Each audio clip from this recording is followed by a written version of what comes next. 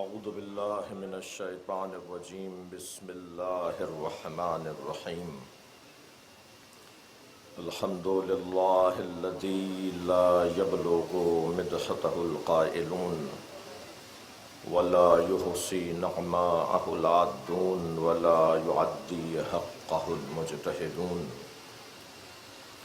الذی لیس لصفتہ حد محدود ولا نعت موجود ولا وقت معدود ولا اجل ممدود فطر الخلائق بقدرته ونشر الرياح برحمته والصلاة والسلام على الرسول المسدد المصطفى العمجد المحمود الأحمد سیدنا و مولانا و مولا الکونین جد الحسن والحسین عانی ابو القاسم محمد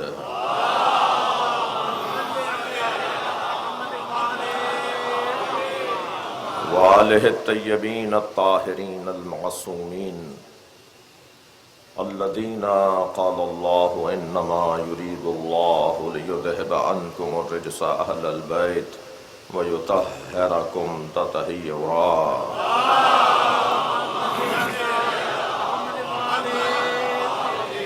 وَلَعْنَةُ اللَّهِ عَلَىٰ أَعْدَائِهِمْ أَجْمَعِينَ مِنْ يَوْمِ عَدَاوَتِهِمْ إِلَىٰ قِيَامِ يَوْمِ الدِّينِ أَمَّا بَعْدُ قَالَ الْحَكِيمُ فِي قُرْآنِ الْكَرِيمِ بِسْمِ اللَّهِ الرَّحْمَٰنِ الرَّحِيمِ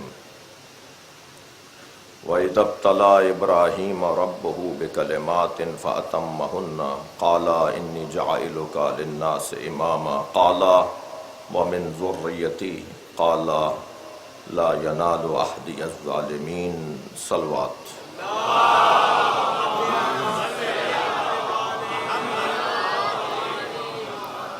سورہ مبارکہ بقرہ کی 124ویں آیت اپنے مضمون کا آغاز اور تمہیدی بیان سے گزرنے کے لیے آپ کی توجہات کا سہارا چاہوں گا۔ اللہ حضرت ابراہیم سے متعلق جو اللہ کے نبی ہیں اور ان کا اعزازی عہدہ وہ اللہ کے خلیل ہیں، وہ اللہ کے دوست ہیں، بہت بڑا اعزاز ہے۔ اور وہ جو اللہ کا دوست ہو یعنی جب چاہے جو چاہے بات کرے، اور دوست کی بات ہو رہی ہے، یہ نہیں کہ یہاں سے جو چاہیں کہہ دیں، نہیں، وہاں سے بھی جو چاہا کہا گیا اور یہاں سے بھی جو چاہیں کہہ دیں۔ خلیل، خلعت رکھنے والی ذات، تنہائی میں باتیں کرنے والی ذات، رازدارانہ گفتگو کرنے والی ذات۔ مگر عزیزو، حسن یہ ہے کہ ابراہیم تمام تر عظمتوں کے بعد خلیل ہیں۔ ہم جس مصطفیٰ کے دروازے پر بیٹھے ہیں وہ حبیب ہے۔ صلوات پڑھیں ذرا محمد و آل محمد۔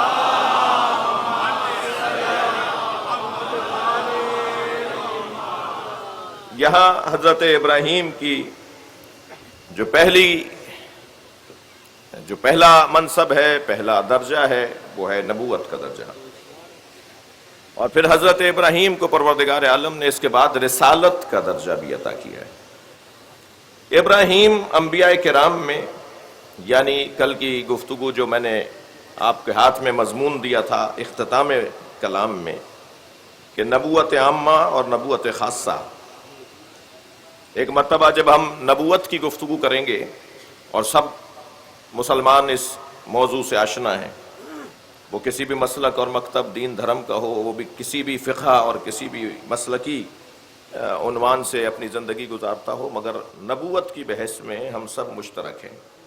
ہم سب انبیاء کرام کی عظمت کے قائل ہیں، ہم سب انبیاء کرام کی عصمت کے قائل ہیں، اور اگر نہیں ہے تو قائل ہونا چاہیے، اس لیے کہ اگر نبیوں کی عصمت کے قائل نہیں ہوں گے تو دین جیسا تھا ویسا منتقل ہوا کی ضمانت ختم ہو جائے گی۔ عصمت در حقیقت دین جیسا تھا ویسا رہا کی ضمانت کو کہا جاتا ہے۔ آپ کی دقتیں میرے ساتھ ہیں، میں اسی منزل بیان پر یہ کہنا چاہوں گا کہ الحمدللہ اس سال ہر سال کی طرح مگر کچھ اس سال مجھے محسوس زیادہ ہو رہا ہے۔ پاک محرم ایسوسی ایشن کی جانب سے انتظامات بہتر ہیں، بلکہ صرف بہتر نہیں ہیں، بہت اچھے ہیں۔ مومنین کے لیے آواز کی فراہمی کا انتظام بھی بہتر ہے، تھوڑے تھوڑے فاصلے پر سبیلوں کا انتظام بھی ہے، اور مائک کا اور پنکھوں کا انتظام، اور پھر یہ اس وقت جو کیفیت بنائی ہے، یہ شاید ممکنہ بارانی کیفیت کو بھی مد نظر رکھا گیا ہے۔ تو میں آفرین کہوں گا، مرحبا کہوں گا، آپ لوگوں سے ان کے ساتھ ہمدردی کرنے کی اپیل کروں گا۔ ایک صلوات پڑھ لیں ذرا نبی کی ذات پہ۔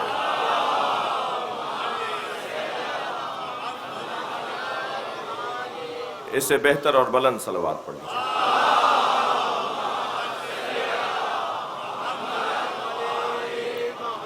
پھر دوہرا رہا ہوں جلدی جلدی اپنے مضمون کو آپ کے حوالے کرنے کے لیے کہ امامت، نبوت، ان دونوں بحثوں کے اندر بحث کو، گفتگو کو تقسیم کریں گے مولانا، ایک نبوت عامہ، ایک نبوت خاصہ۔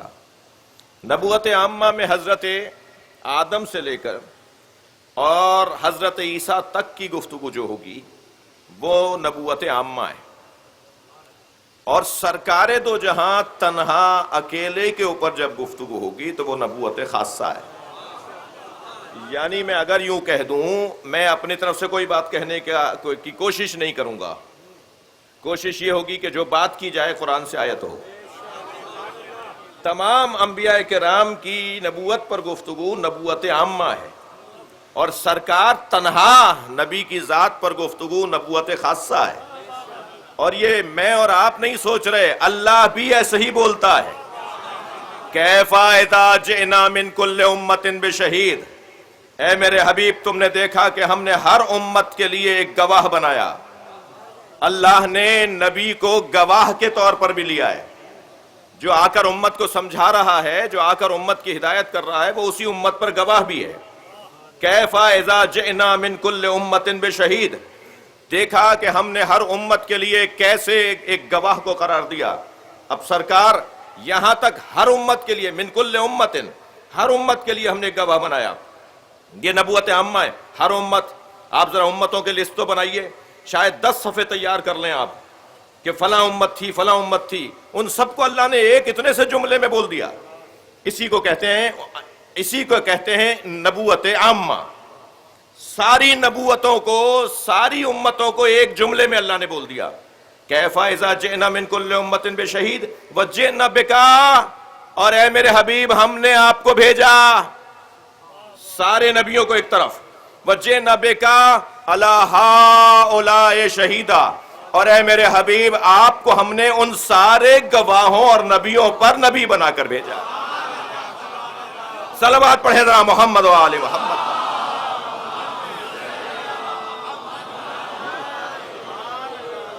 یعنی تمام نبیوں کا مقام ایک طرف، اور سرکار دو جہاں کی ذات تنہا ایک طرف۔ وہ نبوت عامہ اور یہ نبوت خاصہ۔ اچھا، کیا صرف اتنا کہہ دینا ہی عامہ اور خاصہ میں بحث کو تقسیم کر دے گا، یا نہیں کوئی بات ہے؟ یعنی وہ جو سارے کمالات 1,23,999 پیغمبروں کے پاس تھے، تھکے تو نہیں ہیں آپ حضرات؟ 1,23,999 پیغمبروں کے پاس جو سارے کمالات تھے، وہ اللہ نے اس سے زیادہ سجا کر اکیلے نبی کو عطا کیے ہیں۔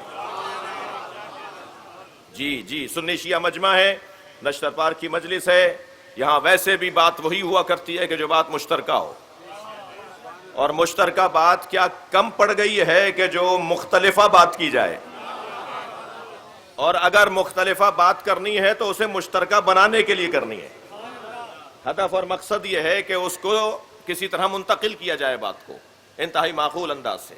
جو سارے نبیوں کے اللہ نے کمالات رکھے، کچھ مشترکہ تھے، کچھ کمالات مشترکہ تھے۔ مثلا کچھ نبیوں کو اللہ نے رسول بھی بنایا ہے، صاحب شریعت بھی بنایا ہے، یہ مشترکہ کمالات نہیں ہیں، لیکن ہر نبی کو اللہ نے معصوم بنایا ہے، یہ مشترکہ ہے۔ ہر نبی کا بنیادی جو اس کا مقام ہے، جو اس کی صفت ہے، وہ یہ ہے کہ اسے معصوم ہونا چاہیے۔ اچھا، جب کہہ دیا جائے کہ حضرت آدم نبی ہیں، حضرت مثلاً عزیر نبی ہیں، حضرت دانیال نبی ہیں، تو پھر یہ کہنا ضروری نہیں ہے کہ وہ معصوم ہیں۔ جب نبی کہہ دیا تو خود بخود معصوم ہیں۔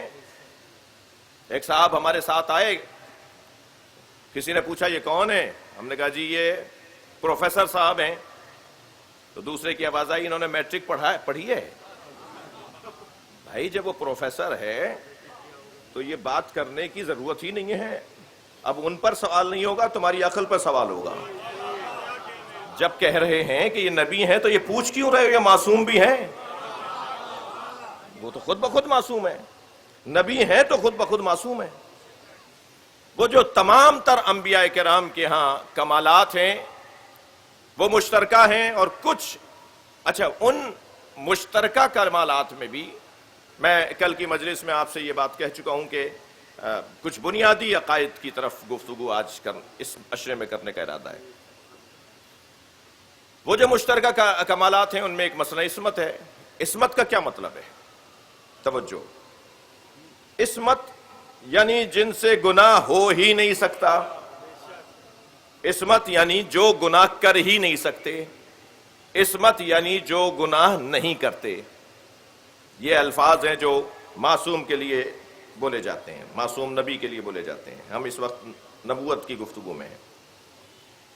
جب کہا جاتا ہے کہ وہ گناہ کر ہی نہیں سکتے تو کچھ زیادہ سمجھدار لوگ گفتگو شروع کر دیتے ہیں پھر، اور پھر وہ یہ کہتے ہیں کہ جب وہ گناہ کر ہی نہیں سکتے تو پھر ان کا کمال کیا ہے؟ یعنی آپ یہ کہنا چاہ رہے ہیں کہ ان کے اندر گناہ کرنے کی صلاحیت ہی نہیں ہے؟ جب ان میں گناہ کرنے کی صلاحیت ہی نہیں ہے اور وہ اس کی وجہ سے گناہ کر ہی نہیں سکتے تو پھر ان کا کمال کیا ہے؟ تو میں ان بچوں کو سمجھانے کی کوشش کروں گا، اگرچہ بعض ان میں بڑے ہوتے ہیں مگر ذہنی طور پہ یہ بچہ ہونے کی دلیل ہے۔ تو میں ان بچوں کو سمجھانے کی، صلوات پڑھ لے ذرا محمد و آل محمد۔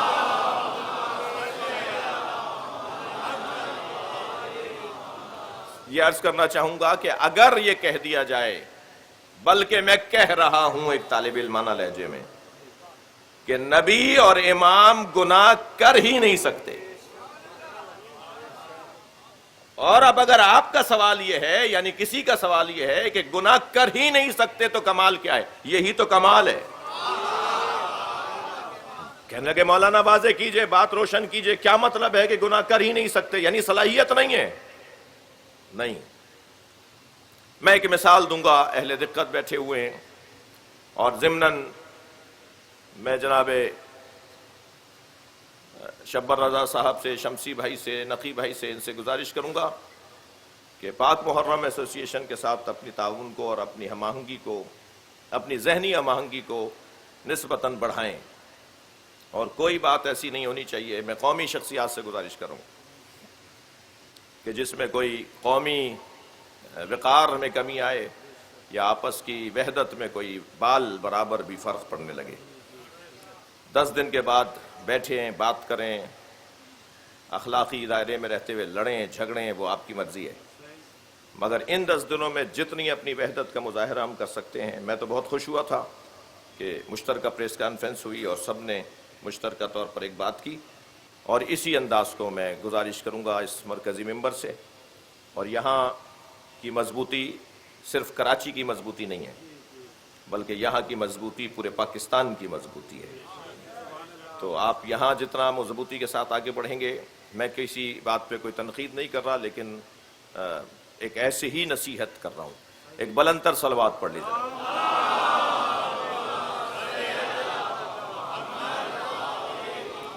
اور بہتر صلوات۔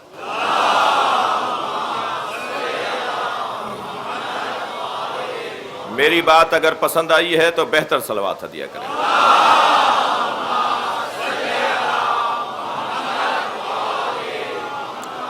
یہ جو میں نے اب جملہ کہا نا کہ نبی گناہ کر ہی نہیں سکتے. آئمہ امام، اب ہم آگے جا کے بات کریں گے، مگر مجھے اس بار بار یہاں دہرانے دیجئے کیونکہ ہمارا عنوان، اصلی عنوان امامت ہے، عقیدہ امامت ہے. امام گناہ کر ہی نہیں سکتا. یہ جو گناہ کر ہی نہیں سکتے، اس میں مجبوری پوشیدہ نہیں ہے. یہ بچہ یہ ممبر اٹھا ہی نہیں سکتا جی، مولانا یہ ممبر اٹھا ہی نہیں سکتے.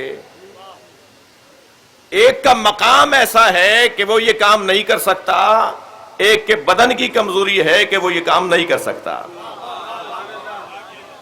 جی، اور روشن کرتا ہوں. ہمارے سامنے ایک نوجوان محفل کی تیاری کے لیے کہ اس میں قصیدہ پڑھے، ایک کلام لے کر آیا کہ مولانا محفل ہونے جا رہی ہے، میں خوشگلو ہوں، قصیدہ پڑھنا چاہتا ہوں. ہم نے کہا مرحبا، ماشاءاللہ. کلام انہوں نے ہمیں دکھایا کہ یہ کلام پڑھنا چاہتا ہوں. اب جو کلام ہم نے پڑھنا شروع کیا تو 10 شعروں پر مشتمل ایک کلام، اور ہر شعر کی بحر علیحدہ، اور ہر شعر کے اوزان علیحدہ، اور بعض اوقات تو قافیے حرف روی کی صورت میں، اور الفاظ کے استعمال اور بندش الفاظ میں انتہائی غیر ہنری پائی جا رہی تھی. یعنی شعر ایک بے مشکل سے اس کے اندر نکلا جسے میں شعر کہہ سکوں. تو میں نے ایسے ہی الجھ کر کہا کہ بیٹا یہ کس کا کلام ہے؟ کہنے لگا یہ جوش ملی آبادی کا ہے. تو جیسے ہی اس نے کہا نا یہ جوش ملی آبادی کا ہے، تو میں نے بے ساختہ کہا جوش ایسا کلام کہہ ہی نہیں سکتے. جوش ایسا کلام کہہ ہی نہیں سکتے. یہ اس لیے کہا جا رہا ہے کہ جو ادب کے کمال پر فائز ہو، جو شاعروں کا استاد ہو، جس کے آگے الفاظ ہاتھ باندھے کھڑے ہوں، اگر اس سے منسوب کوئی کلام دکھا کے جو بھونڈا کلام ہو کہا جائے کہ جوش کا کلام ہے، تو جواب یہ آئے گا کہ جوش ایسا کلام کہہ ہی نہیں سکتا. یہ جوش کی مجبوری پر دلیل نہیں ہے، جوش کے ہنر مندی پر دلیل ہے. جب ہم کہتے ہیں کہ نبی اور امام گناہ کر ہی نہیں سکتے، یہ ان کی مجبوری کی دلیل نہیں ہے، گناہ ان پر اتنا روشن ہے کہ وہ ایسا کر ہی نہیں سکتے. صلوات پڑھیں محمد و آل محمد.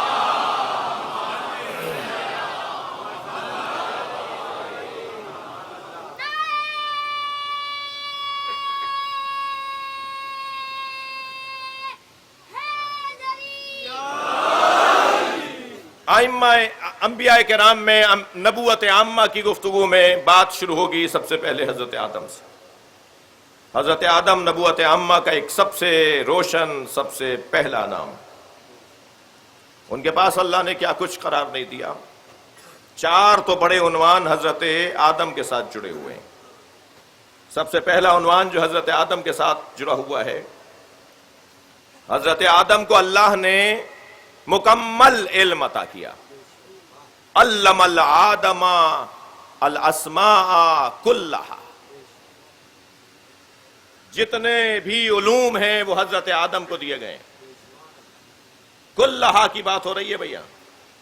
اگر آیت رک گئی ہوتی علم الآدم الاسماء اور کلہا کی تشریح اور وضاحت نہ آئی ہوتی تو شاید کوئی کہہ دیتا کہ ان کے پاس فلاں علم تھا اور فلاں علم نہیں تھا. لیکن آدم علیہ السلام کے پاس ہر طرح کا علم موجود تھا.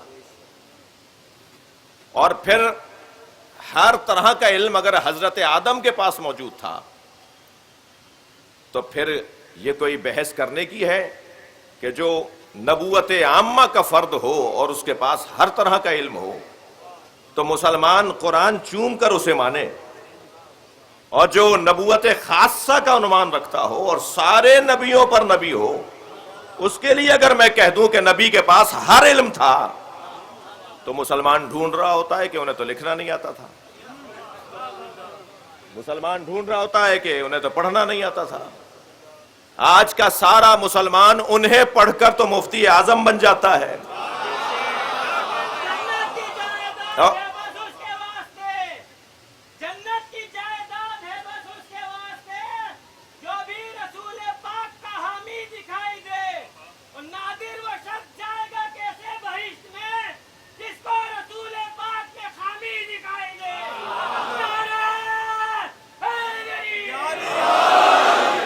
لہذا حضرت آدم کے پاس جب کلہا ہر علم ہے تو آدم علیہ السلام کو فرشتوں نے سجدہ ہی اس لیے کیا تھا. سنگین بات کرنے جا رہا ہوں، اللہ کرے منتقل ہو جائے. حضرت آدم علیہ السلام کو فرشتوں نے سجدہ ہی اس لیے کیا تھا کہ آدم کی پیشانی میں نور مصطفیٰ تھا. صلوات پڑھیں محمد و آل محمد.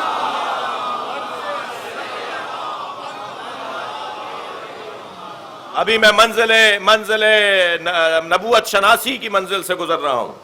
حضرت آدم تمام تر عظمتوں کے بعد اس عنوان سے کہ علم الآدم الاسماء کلہا، اس عنوان سے جتنا اسے بار بار سجا کر سمجھا کر آپ بولیں گے اتنا ہی علم مصطفیٰ روشن ہوتا چلا جائے گا، سرکار کی عظمت روشن ہوتی چلی جائے گی. اور پھر یہ بھی حدیث مبارکہ آپ کو ہدیہ کرنے جا رہا ہوں، اور اس کے ضمن میں دو مصرے بھی میرے اپنے کہے ہوئے آپ کو سنانا چاہوں گا. حضرت آدم ہیں اور علیہ السلام ہیں، علیہ الصلاۃ ہیں.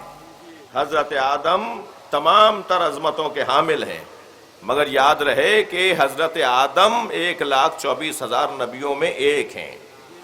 اللہ نے تو سارے نبیوں کو سرکار دو جہاں کے نور سے نہیں، آپ کے نور کے پسینے سے بنایا ہے.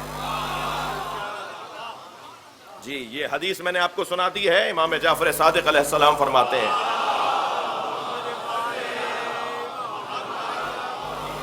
یہاں جس پسینے کی بات کر رہے ہیں وہ بدن کا پسینہ نہیں ہے، وہ نور کا پسینہ ہے، اس لیے کہ جس پسینے کی بات ہو رہی ہے اس وقت حضرت کا بدن خلق نہیں ہوا ہے. جی میں محتاط ہوں، جانتا ہوں مجھے کیا بولنا ہے. اس وقت سرکار کا بدن بھی خلق نہیں ہوا ہے، اور اللہ کہ اس کام کو اس طرح معصوم بیان فرماتے ہیں کہ نبی کے پسینے سے اللہ نے انبیاء کو خلق کیا ہے. جی مجھے پچھلے دنوں ایک نعت کہنے کی توفیق ہوئی تو میں آپ کو دو مصرے اپنے ہی کلام کے دو مصرے سنا رہا ہوں کہ عرق جبین سے لے کر نبی بنائے گئے. عرق جبین سے لے کر، توجہ ہے حضرات کی، میں کچھ اندھیرے میں مجھے محسوس ہو رہا ہے تو تھوڑی گردن ہلائیں گے تو مجھے اندازہ ہوگا. عرق جبین سے لے کر نبی بنائے گئے. بھئی توجہ چاہوں گا دوسرے مصرے پر. نعت ہو اور اس میں تغزل نہ ہو، نعت ہو اور اس میں تغزل نہ ہو تو پھر وہ نعت کیا ہے؟ جی عرق جبین سے لے کر نبی بنائے گئے، پھر اس کے بعد پسینہ گلاب ہو نہ سکا.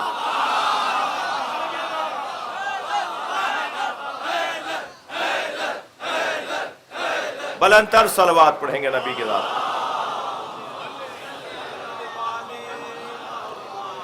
آپ کی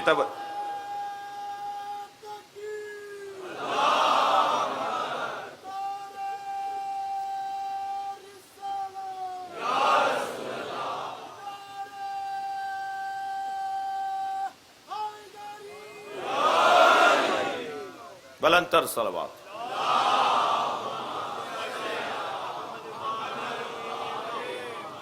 توجہ ہے آپ حضرات کی. چلیے مضمون کی طرف کہ پہلا عنوان حضرت آدم کی فضیلت کا ان کا علم ہے. نبوت عامہ سے نبوت خاصہ تک کا سفر. پہلا عنوان علم. علم انسان کو کس درجے پر پہنچا دیتا ہے. کوئی مثلا جو قابل شمار نہیں ہے میں پہلے ان کو شمار کر لیتا ہوں. کوئی گورنر بن گیا، کوئی 21ویں گریڈ کے اوپر کہیں کمشنر تشریف فرما ہے، کہیں سیکٹری ہے کسی وزارت کا. بھئی کیسے ہوا؟ یہ باہر پڑھنے گئے تھے، اتنے عرصے انہوں نے فلاں یونیورسٹی میں پڑھا، فلاں ڈگریاں حاصل کیں. جیسے جیسے علم انسان کا بڑھتا گیا ایسے ایسے اسے منصب ملتا چلا گیا. یہ وہ منصبوں کی طرف میرا اشارہ ہے جو شمار میں نہیں ہے، جی جن کی گنتی نہیں ہے. لیکن عزیزان گرامی، جنہیں اللہ نے تمام اسماء کا علم عطا کیا، جسے اللہ نے پڑھایا. اچھا پڑھایا سب کو ہے، کلاس میں سب بیٹھے تھے. ایسا نہیں ہو سکتا یہ اللہ بے عدالتی، اللہ اور بے عدالتی تو پھر اللہ نہیں ہے. اللہ عادل ہے. پڑھایا اتنا ہی فرشتوں کو بھی تھا، پڑھایا اتنا ہی حضرت آدم کو بھی تھا. کلاس دونوں کی ایک ہی تھی. وہ اور بات ہے کہ جب امتحان کا مرحلہ آیا تو جو کامیاب ہوئے وہ آدم کہلائے. یہ ہرگز نہیں ہے کہ جب فرشتوں نے کہا کہ لا علم الا ما علمتنا، یا اللہ ہمارا تو علم اتنا ہی ہے جتنا تو نے دیا ہے، تو یہ وہ صحیح کہہ رہے تھے، یہ اتنا ہی علم حضرت آدم کو بھی دیا تھا. ایسا نہیں تھا کہ حضرت آدم کو زیادہ علم دے کر اللہ نے انہیں کامیاب کر دیا اور انہیں کم علم دیا. ظاہر کم تھا تو اتنا ہی بتاتے جتنا پتا تھا. دونوں کو ایک علم دیا، مگر دونوں میں تشخیص کی کیفیت مختلف تھی. جی جواب اچھا دے پائے حضرت آدم، اور جواب حضرت آدم اچھا جب دے پائے تو حضرت آدم کو مسجود قرار دیا. فرشتوں سے کہا وَقُلْنَا لِلْمَلَائِكَةِ فَسَجَدُوا لِآدَمَ، اللہ نے کہا کہ پھر ہم نے ملائکہ سے کہا کہ آدم کو سجدہ کریں، اور سجد الملائکہ، اور ملائکہ سجدہ کرنے والے قرار پائے، اور پھر سب نے سجدہ کیا الا ابلیس. ابلیس نے سجدہ نہیں کیا. تو جو ابلیس نے سجدہ نہیں کیا تو کیا ہوا پھر اس کے ساتھ؟ یعنی کہیں تو ایسا ہوگا نا کہ اللہ اپنی نافرمانی پر کوئی سزا دے گا.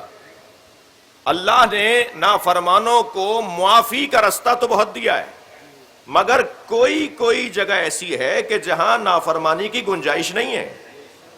مثلا تم میرا گھر گرانے کے لیے، خانہ کعبہ گرانے کے لیے آ جاؤ اور پھر معافی مانگ لو. مثلا تم میرے نبی کو قتل کرنے کے لیے آ جاؤ، پھر معافی مانگ لو. مثلا میں غدیر کے میدان میں سجا کر علی کی ولایت کا ایک اعلان کرواؤں اور تم علی کی مخالفت کرو اور پھر معافی مانگ لو. بھائی صلوات پڑھ لیں ذرا محمد و آل محمد.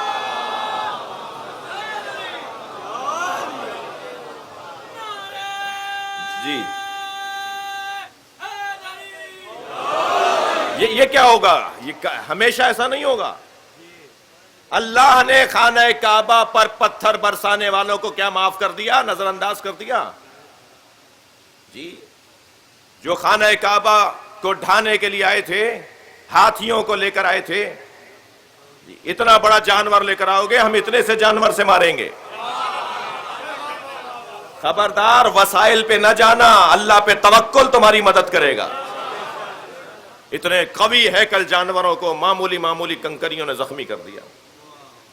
اور ان پرندوں نے جب کنکریاں چھوڑی تو کسی کی کنکری خطا نہیں کر رہی تھی، اس لیے کہ اللہ کی طرف سے بھیجے گئے تھے.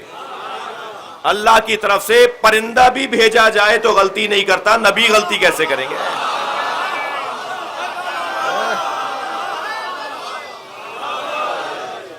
تو آپ نے دیکھا کہ منظر کیا بنا. اللہ اپنے گھر کی توہین کرنے والوں کو پسند نہیں کرتا، ایسے ہی رسول اللہ کی توہین کرنے والوں کو پسند نہیں کرتا.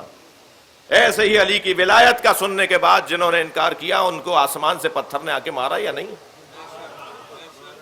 سأل سائل بعذاب واقع، ایک سائل نے عذاب مانگا اور عذاب آیا. نبی کے ہوتے ہوئے تو عذاب نہیں آئے گا. قرآن کی ایک آیت کہہ رہی ہے وَأَنْتَ فِيهِمْ، ہم لوگوں پر عذاب نازل نہیں کریں گے اس لیے کہ آپ میرے نبی ان کے درمیان رہتے ہیں. رحمت للعالمین کے ساتھ ہوتے ہوئے اللہ کا عذاب نہیں آئے گا. ایک قاعدہ. دوسری آواز کہ ہم نے عذاب نازل کیا. یا اللہ یہ کیا ہو رہا ہے؟ تو دیکھو تو صحیح وہ کون ہے جس پہ عذاب آیا ہے؟ وہ ہے جو مولا علی کی ولایت کا منکر ہے. لہذا جب کہا کہ آپ نے اپنی طرف سے کہا یا اللہ کی طرف سے، آپ نے فرمایا میں کوئی بات اپنی طرف سے نہیں کرتا، جو بات کرتا ہوں اللہ کی طرف سے کرتا ہوں. تو کہنے لگا کہ پھر اللہ ہی سے کہیے کہ مجھ پہ عذاب آ جائے. بغض علی کا بیمار ویسے بھی عذاب ہی مانگتا ہے. اور ایسا ہی ہوا کہ ایک پتھر نازل ہوا اور حارث ابن نعمان فہری اسی میدان غدیر میں اس پتھر کا شکار ہوا.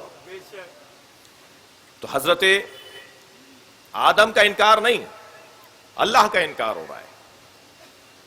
جی اللہ کو نہیں مان رہا، اللہ کی بات کو نہیں مان رہا. یا ابلیس ما منعک ان تسجد لما خلقت بیدی، اے ابلیس بتا. اب بلا لیا، عدالت لگ گئی، بلا لیا ابلیس کو. نبوت عامہ پر گفتگو ہے، جہاں ہمارا سفر جائے گا نبوت خاصہ یعنی امامت کی طرف. اے ابلیس اسے سجدہ کرنے سے تجھے کس نے روکا جسے میں نے اپنے دونوں ہاتھوں سے بنایا ہے؟ جی دونوں ہاتھوں سے اللہ نے بنایا ہے. اللہ کے دو ہاتھ ہیں، تھک تو نہیں رہے؟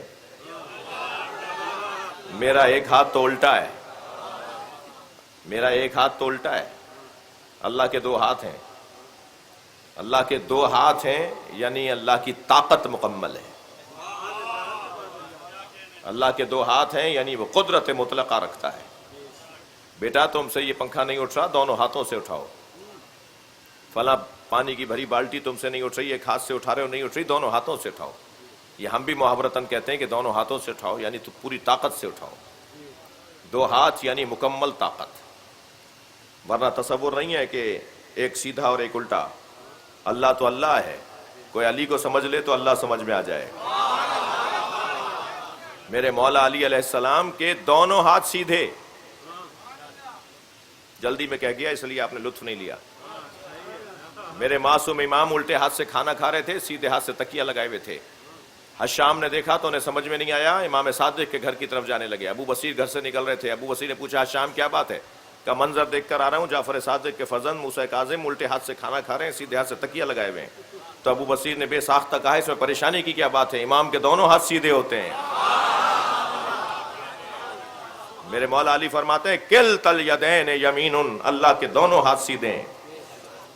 اس لیے کہ الٹے ہاتھ کی ضرورت مجھے اور آپ کو تو ہو سکتی ہے، انہیں نہیں ہو سکتی جن کے ہاتھ میں نامہ عمل الٹے ہاتھ میں دیا جائے. اور الٹے ہاتھ کا فلسفہ ازالہ نجاست ہے. نجاست کو دور کرنے کے لیے اللہ نے الٹا ہاتھ بنایا ہے. اور جن کے ہاں طہارت باطنی بھی ہو اور طہارت ظاہری بھی ہو، وہاں الٹے ہاتھ کا فلسفہ بنتا ہی نہیں ہے. ہاں اب اگر ہاتھ ہیں دو تو دونوں سیدھے ہاتھ ہیں.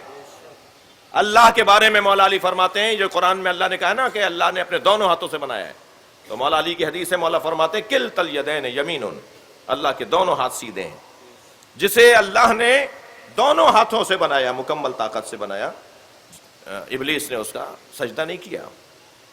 تو حضرت آدم کا دوسرا امتیاز، بہت جلدی گزار رہا ہوں، دوسرا امتیاز حضرت آدم کا، حضرت آدم مسجود ملائکہ ہے. ملک ایک صلاحیت اور توانائی کو کہا جاتا ہے. اللہ کی جانب سے جو توانائیاں اور صلاحیتیں تقسیم کی گئی ہیں اور تعمیر کی گئی ہیں اور تاسیس کی گئی ہیں، ان ساری صلاحیتوں کو حضرت آدم کے آگے اللہ نے جھکا دیا ہے. تمام تر شعبہ تدبیر کائنات حضرت آدم کے سامنے جھکائے گئے. یہ مسجود ملائکہ ہیں. حضرت آدم کی زندگی عزیزان گرامی توبہ اور استغفار پر مشتمل زندگی. لا تقربا هذه الشجرہ، اس شجر کے قریب نہ جانا. مبارک مجمع کچھ سننے آیا ہے، اس منزل بیان پر تھوڑی سی توجہ میں اور زیادہ مضاف اور زیادہ توجہ چاہوں گا. لا تقربا هذه الشجرہ، اس درخت کے قریب تم دونوں نہ جانا. جی اچھا بیٹا پنکھے کو ہاتھ نہیں لگانا. مثال دے رہا ہوں بھائی، پنکھے کو نہیں دیکھیں، کوئی نہیں لگا رہا. بیٹا پنکھے کو ہاتھ نہیں لگانا. اس کا مطلب ہمارا یہ تھا نا کہ اس بچے کو کوئی تکلیف نہ ہو، لیکن اگر اس کی جگہ کوئی اور اس کو گھما کر صحیح رخ پہ کر دے تو مطلب پورا ہو گیا. حضرت آدم درخت کے قریب نہ جاتے، کوئی لا کے پھل کھلا دیتا. تو حضرت آدم کو تو درخت سے روکا تک گیا تھا نا. میں درخت کے قریب کب گیا؟ تو نے کب کہا تھا کہ پھل نہیں کھانا؟ تو نے تو کہا تھا درخت کے قریب نہ جانا. تو میں درخت کے قریب نہیں گیا، فرشتے موجود تھے. فرشتے تھے نا جبھی تو سجدے کی بحث ہو چکی. کوئی بھائی وہاں پر شیطان بھی تھا، اور عجیب جنت ہے جس میں شیطان بھی تھا. بھائی جنت ہے یہ جس میں سے نکالا جا رہا ہے. تو میرے بچوں جوانوں یہی اسی مرحلے پہ جان لو کہ یہ وہ جنت نہیں ہے کہ جس میں اعمال گزارنے کے بعد داخلہ ملے گا. یہاں جنت لغوی اعتبار سے جنت ہے، خوشگوار ماحول، خوش چشم ماحول، جہاں جس جگہ کو دیکھ کر اچھا لگے اسے جنت کہا جاتا ہے. جنت جن، جنین، مجنون کے خاندان کا لفظ ہے. علمی گفتگو سننے والے توجہ کریں. مجنون، جن، جنت، جنین ماں کے شکم میں چھپا ہوا بچہ جنین. مجنون جس کی عقل چھپ جائے. جنت جو پھولوں سے، پودوں سے، ہریالی سے، سبزے سے زمین چھپ جائے اسے جنت کہا جاتا ہے۔ ایک ایسی جگہ تھی کہ جو پھولوں سے اور پودوں سے سجی ہوئی جگہ تھی، حضرت آدم کو وہاں پر رکھا گیا تھا، ورنہ تو جنت کا حصول تو اعمال کے بعد ہے نا، اعمال کے بعد جنت میں جائیں گے۔ تو حضرت آدم کو تو زمین، اچھا جب اللہ نے کہہ دیا انی جاعل فی الارض خلیفہ، میں زمین پر آپ کو خلیفہ بنا رہا ہوں، تو اللہ نے تو خلیفہ زمین کے لیے بنایا تھا، تو زمین پہ تو آنا ہی تھا۔ میں اپنی تعبیر میں اگر یوں کہہ دوں کہ حضرت آدم کو مثلاً 1 ہفتے بعد زمین پر آنا تھا، اس عمل کی وجہ سے ذرا 1 ہفتے پہلے آ گئے، تبھی ہمارے مزاج میں بھی عجلت ہے۔ بھائی صلوات پڑھ لیں محمد و آل محمد۔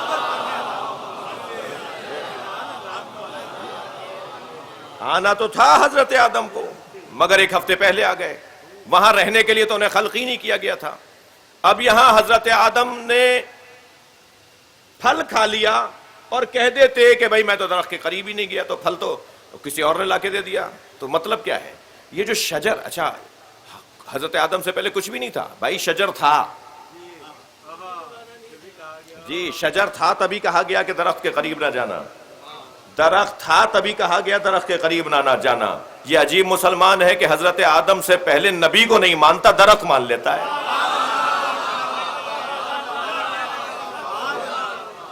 ہمارے نبی نہیں تھے حضرت آدم، صلوات پڑھیں محمد و آل محمد۔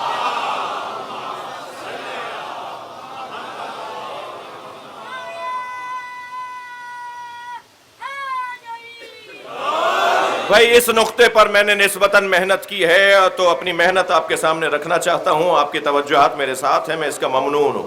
اللہ نے کیا کہا؟ لا تقربا ہذہ الشجرہ، اے آدم و حوا اس درخت کے قریب نہ جانا۔ یہ قریب نہ جانا، قریب نہ جانا، یہ ذہن میں رکھتے ہوئے اب ذرا ایک اور آیت سن لیجئے۔ الم ترى کیف ضرب اللہ مثلا کلمۃ طیبۃ کشجرۃ طیبہ اصلها ثابت وفرعها فی السماء۔ توجہ، اے میرے نبی تمہیں اللہ نے مثال دی ہے کلمہ طیبہ کی جو شجرہ طیبہ کی طرح ہے، ذہن میں رہے لا تقربا ہذہ الشجرہ۔ اب اس آیت کو ذرا سنیے، الم ترى کیف ضرب اللہ مثلا کلمۃ طیبۃ کشجرۃ طیبہ اصلها ثابت وفرعها فی السماء۔ اے میرے حبیب دیکھو اللہ نے کیسی مثال دی ہے کلمہ طیبہ کی جو شجرہ طیبہ کی طرح ہے، جس کی پہلی صفت یہ ہے کہ اس کی جڑیں بڑی مضبوط ہیں، اس کی دوسری صفت یہ ہے کہ اس کی شاخیں آسمانوں میں ہیں۔ کوئی درخت ڈھونڈیے کہ جس کی شاخیں آسمانوں میں ہوں، کوئی درخت ڈھونڈیے جس کے قریب جانے سے آدم کو روکا گیا ہو۔ وہ درخت کسی گندم کا درخت نہیں تھا، اس درخت کو محمد و آل محمد کہا جاتا ہے۔ اے آدم تم محمد اور علی کو اپنے جیسا نہ ماننا، صلوات پڑھیں محمد و آل محمد۔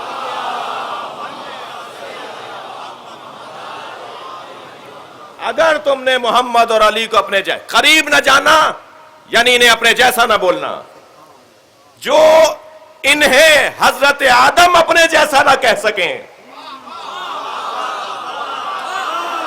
بھائی لفظوں کو محسوس کریں، جب حضرت آدم محمد کو اپنے جیسا نہ کہہ سکیں تو یہ امت کیسے کہہ رہی ہے کہ محمد ہم جیسے ہیں؟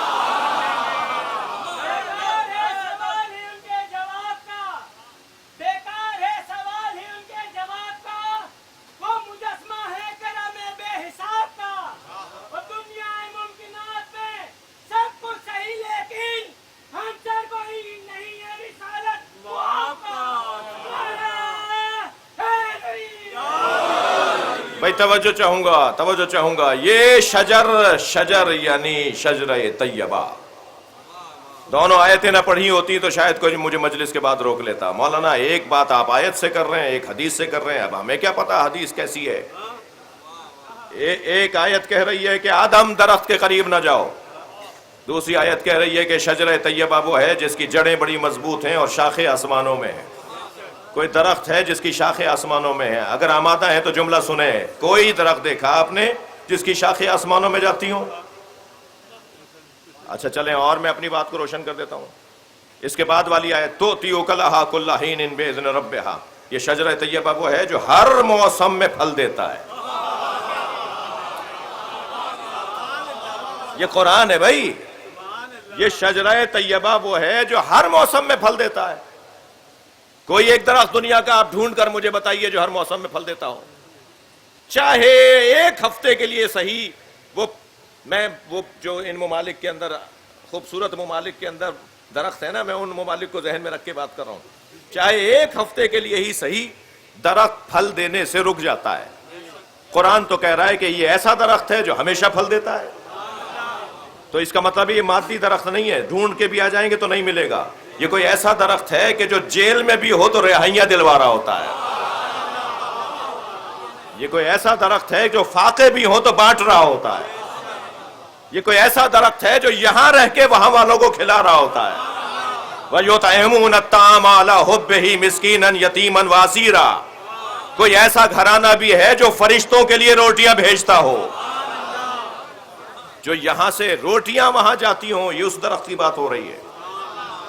اور اسی درخت کے لیے اللہ کہہ رہا ہے تُؤْتِي أُكُلَهَا كُلَّ حِينٍ بِإِذْنِ رَبِّهَا. یہ ایک ایسا درخت ہے جو ہر موسم میں پھل دیتا ہے. جی یہ موسم کی بنیاد پہ پھل نہیں دیتا بلکہ پھل دیتا ہے.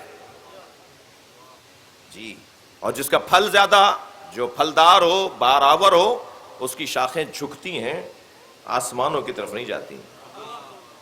مگر آسمانوں کی طرف جانا بتا رہا ہے. زمین میں جڑیں مضبوط, شاخیں آسمانوں میں. یہ قرآن ہے نا.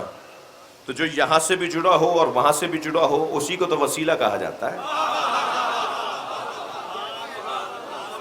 جس کا تعلق یہاں سے گہرا ہو, جس کی شاخیں وہاں پر جڑی ہوئی ہوں, اسی کو وسیلہ کہتے ہیں. وسیلہ دو طرفوں سے جڑے ہوئے وجود کو کہا جاتا ہے.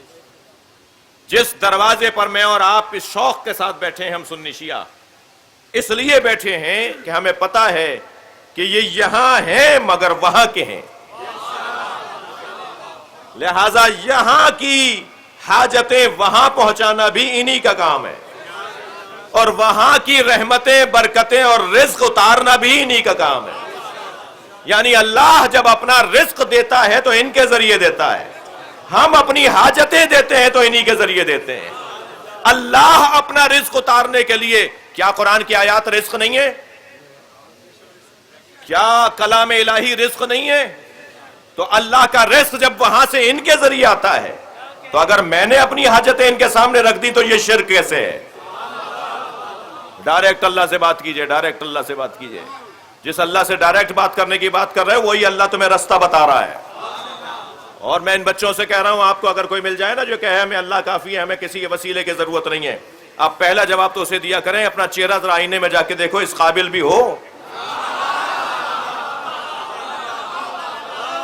یہاں بڑے بڑے اولیاء نبی کے دروازے پر کھڑے نظر آئے, یہاں بڑے بڑے انبیاء نبی مکرم کے دروازے پہ کھڑے نظر آئے. یہاں آج کا مسلمان جسے طہارت بھی کرنا نہیں آتی, وہ کہتا ہے ہمیں اللہ کافی ہے. سسٹم توڑ رہے ہو تم, اللہ کا بنایا ہوا نظام توڑ رہے ہو. مگر ان مجلسوں کی برکتیں یہ ہیں کہ اس عقیدے کو اور اس نظریے کو سالمیت کے ساتھ گزارتا رہے, اور یہی شاہد آپ کا اور میرا جہاد ہے. اپنی بات کیجئے معقول انداز سے اور انتہائی مدلل انداز سے, جو ذہنوں میں بھی اترے, جو خیالوں کو بھی روشنی عطا کرے. اور اس پیغام کو مضبوط بنانے کا نام کربلا ہے. 2 محرم ہے. چلیے اس سے پہلے کہ امام کربلا پہنچیں, ہم کربلا چلتے ہیں. آج 2 محرم کو فرزند رسول کا قافلہ کربلا پہنچا ہے.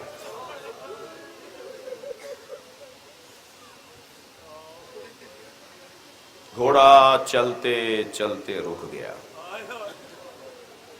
میں نے ایک جملہ کہا, اسے ذرا بہتر کروں. حسین مولا سے پہلے ہم چلتے ہیں.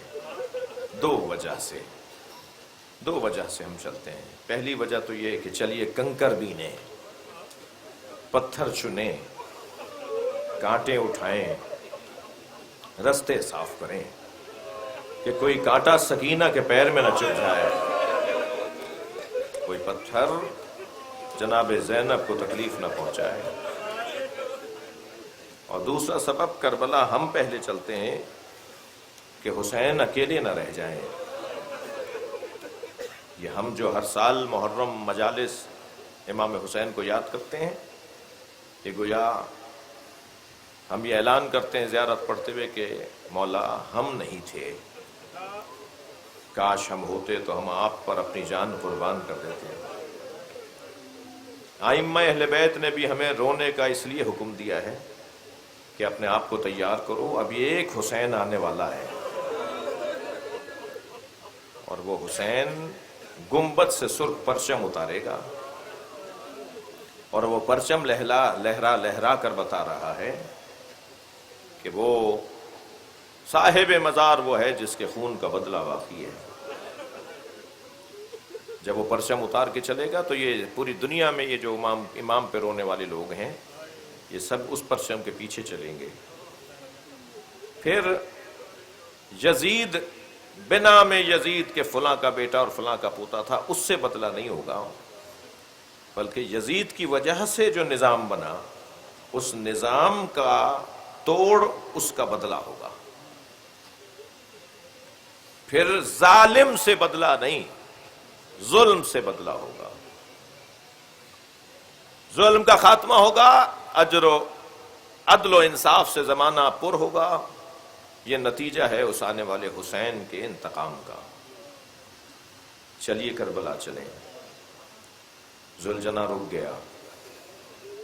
امام نے شفقت سے اس کے گردن پہ ہاتھ پھیرا، فرمایا تو کبھی میرے حکم سے ہاتھ نہیں اٹھاتا. امام کبھی اسے چابک مارتے نہیں تھے، بس فرماتے تھے تیز چل تو یہ تیز چلتا تھا، رک جا تو رک جاتا تھا. فرماتے تھے میں اترنا چاہ رہا ہوں تو یہ اترنے کا ماحول بناتا تھا. حتیٰ کبھی کبھی گھٹنے ٹیک دیتا تھا تاکہ امام آسانی سے اتر آئیں، امام کے پیر زمین تک آ جائیں، رکاب میں رکھنے نہ پڑیں. یہ بڑا باوفا امام کا گھوڑا ہے، نبی کی سواری ہے. پسر سعد نے اسے تیر مارنے سے روک دیا تھا، اپنے لوگوں سے کہا تھا اسے کوئی تیر نہ مارے. امام کی شہادت کے بعد کہا اس کو کوئی تیر نہ مارے، میں نے بچپن میں نبی کو اس پہ بیٹھے دیکھا ہے، میں اسے تبرک کے طور پہ اپنے پاس رکھوں گا. ذوالجناح کو بہت سے لوگوں نے چاہا امام کی شہادت کے بعد کہ پکڑیں، مگر یہ کسی کے ہاتھ میں نہیں آتا تھا، اور یہ یا فرات میں ڈوب گیا، یا صحراؤں میں دوڑ گیا، یا بعض تین باتیں ہیں، یا یہ اس نے اپنے امام کے برابر میں اپنی جان دے دی. لیکن وہ جو روایت ہے نا کہ جس میں ہے کہ امام جب ظہور فرمائیں گے تو ذوالجناح پہ بیٹھ کے آئیں گے، وہ پھر سمجھ میں آتا ہے کہ یہ اللہ کی مصلحت کے خاطر یہ کہیں غائب کیا گیا ہے، اللہ نے اسے غیبت میں رکھا ہے، غائب کیا ہے. جب امام آئیں گے جب لے کر آئیں گے اس کو. جی بہت سمجھدار تھا، جانتا تھا کہ سکینہ کھڑی ہے، جانتا تھا کہ جناب رباب اس کے قریب آ رہی ہے. جس میدان میں انسانوں نے حسین کا ساتھ نہیں دیا، اس میدان میں اس جانور نے امام حسین کا ساتھ دیا، اس گھوڑے نے امام حسین کا ساتھ دیا. جب آیا ہے نا، میں ایک بڑا سخت جملہ میرے ذہن میں آ رہا ہے، آپ کی آنکھوں میں آنسو ہیں. کوئی نہیں تھا کربلا میں جو آ کے بتاتا کہ حسین مارے گئے ہیں. عباس نہر کے کنارے سو رہے ہیں، علی اکبر کے سینے میں برچھی لگ چکی ہے، قاسم کا لاشا پامال ہو چکا ہے، کہیں دیکھیں تو حبیب کا لاشا ہے، کہیں دیکھیں تو زہیر سوئے ہوئے ہیں. اب کوئی بھی تو نہیں ہے جو آ کر بچیوں کو بیویوں کو سہارا دے، پرسہ دے. ایسی غربت میں یہی گھوڑا تھا جو خبر لے کر آیا تھا، اور اس کا انداز یہ تھا کہ یہ زمین کربلا پہ ایسے پیر مار رہا تھا جیسے ماتم کر رہا ہو، اور اس کے گلے سے ایسی آواز نکل رہی تھی جیسے نوحہ پڑھ رہا ہو. اور ماتم کرتا ہوا، نوحہ پڑھتا ہوا جب خیمے کے قریب آ کے کھڑا ہوا، ایک جملہ بڑا عجیب، مقتل کا بڑا عجیب جملہ ہے. ذوالجناح ڈھونڈ رہا تھا سکینہ کہاں ہے. بڑا پیار ہے بیٹیوں کو باپ سے، بیٹیاں بھی باپ سے بڑی رغبت رکھتی ہیں. یہ اسی خیمے پہ جا کے کھڑا ہوا جس میں جناب سکینہ تھی. اور جب خیمے کے اندر بی بی کو احساس ہوا نا کہ گھوڑا آیا ہے بابا کا، اور بابا کو لے کر گیا تھا، تو آپ سوچ سکتے ہیں کتنی جلدی باہر آئی ہوں گی. لیکن جب باہر آئیں تو کیا دیکھا؟ زین ڈھلکی ہوئی ہے، रकाबें कटी हुई हैं, लगाम जमीन पे खत बना रही है, घोड़ा अकेला गर्दन झुकाए खड़ा है, घोड़े की पुष्प पे उसका मालिक वापस नहीं आया है। ऐसे में बच्चों के क्या हाल होते हैं, वो औरों के बच्चे होंगे। ये फातिमा की पोती है कि एक मर्तबा इंतहाई विकार के साथ कदम उठाए, घोड़े के करीब आके खड़ी हुई, घोड़े ने गर्दन झुकाई तो उसकी गर्दन पे हाथ रखकर बस नहीफ सी कांपती हुई आवाज में, दुख भरे लहजे में बस एक ही जुमला कहा, मुझे इतना बता दे पानी पिलाकर मारा या जवादो अभी हल सुकिया अभी अम कुतिला शाना। ए बाबा के घोड़े, मुझे इतना बता दे पानी पिलाकर मारा या प्यासा मार दिया। ये घोड़ा चलते चलते करबला में रुक गया। इमाम को बड़ा ताज्जुब हुआ। ए जुलजना, तूने कभी मेरे हुक्म से सरताबी नहीं की। घोड़ा बार बार जमीन करबला की खाक को सूंघता है। इतनी देर में कुछ फासले पे आबाद मकानात में से लोग निकलना शुरू हुए। एक बड़ा काफिला था इमाम का। आहिस्ता आहिस्ता लोग करीब आने लगे। फरमाया, अब्बास, इनमें जो मुअम्मर लोग हैं, जो बुजुर्ग लोग हैं, उनसे पूछो इस जमीन का नाम क्या है। तो नाम मुख्तलिफ बताए गए। किसी ने मारिया बताया, किसी ने नैनवा बताया, और इमाम हर नाम पर फरमाते थे कोई और नाम भी है इसका, इस खित्ते को, इस जमीन को क्या कहते हैं। नाम मुख्तलिफ रहे, मगर एक ज़ईफ़ुल उम्र इंसान जिसके हाथ में असा था, बहुत ही आहिस्ता आहिस्ता करीब आया और इमाम के करीब आके कहने लगा, ए ज़हरा के लाल, आगे चले जाओ, किसी और जगह खेमे लगा लो जाकर। इमाम ने फरमाया, आप मेरा अदब कर रहे हैं, आप मेरा एहतराम कर रहे हैं, मुझे बस इतना बताएं कि इसका नाम क्या है। तो उन्होंने कहा, हुसैन हादा करबला, ये हुसैन करबला है। जैसे इमाम हुसैन ने सुना ना ये करबला है, हजरत अब्बास करीबी खड़े थे। अब्बास, पता करो ये जमीन किसकी मिल्कियत में है, यही तो जगह है हमारी, इसी को तो मैं ढूंढता हुआ आया हूं। खेमे लगाए गए, जगह खरीदी गई, और जितनी बड़ी जगह इमाम हुसैन ने उस वक्त में खरीदी थी, आज हरम इमाम हुसैन, करबला हरम इमाम हुसैन उस असली जगह को दोबारा से खरीद रहा है, ताकि असली जगह को महफूज कर लिया जाए, जो जगह हुसैन मौला की मिल्कियत है। और फिर खेमे लगे, 2 मुहर्रम को खेमे लगे। मेरे मौला इमाम हुसैन इस बयाबान में तन्हा जाने लगे। किसी ने रोका तो फरमाया, मुझे जाने दो। मगर दूर से जनाब ज़ैनब ने देखा कि भाई तन्हा है, तो पैगाम भेजा कि क्या मुझे इजाज़त है कि मैं भाई के करीब आ जाऊं। जब इमाम ने इजाज़त दी तो बीबी अपने भाई के बराबर में आके खड़ी हुई। अब हुसैन और ज़ैनब शरीकतुल हुसैन है, इस पूरे मार्के में ज़ैनब और हुसैन ही का तो मामला है। इकबाल कहते हैं हदीस इश्क दो बाबस्त करबला व दमिश्क, यके हुसैन रकम कर दी गरे ज़ैनब। ये पूरा वाक़या या हुसैन ने लिखा है या ज़ैनब ने लिखा है। अब दोनों बहन भाई, आखिरी जुमले कह रहा हूँ, दोनों बहन भाई खड़े हैं, गुफ्तगू हो रही है। जनाब ज़ैनब से फरमाया, ज़ैनब जरा गौर से देखो, ये जगह जो नजर आ रही है, यहाँ मेरा अली अकबर घोड़े से गिरेगा, और वो जगह जो नजर आ रही है ज़ैनब, वहां मेरे कासिम को पामाल किया जाएगा, और वो जो नहर के किनारे की जगह है, वहां मेरे अब्बास को शहीद किया जाएगा। अजरो कमल अल्लाह, अजरो कमल अल्लाह। बस आखिरी जुमला कह रहा हूं। और फिर बीबी का हाथ पकड़ा और एक नशेब में लेकर आ गए। करबला का नशेबी इलाका और जगह है जहां लेकर आए, और फरमाया, इसे जरा गौर से देखो, मैं यहां घोड़े से गिरूंगा, मुझ पे घोड़े दौड़ाए जाएंगे, अहले बैत यहां असीर बनाए जाएंगे। अल्लाह लअनतुल्लाह अला कौमिज़ ज़ालिमीन। या अल्लाह इन आवाज़ों पर रहमत नाज़िल फरमा।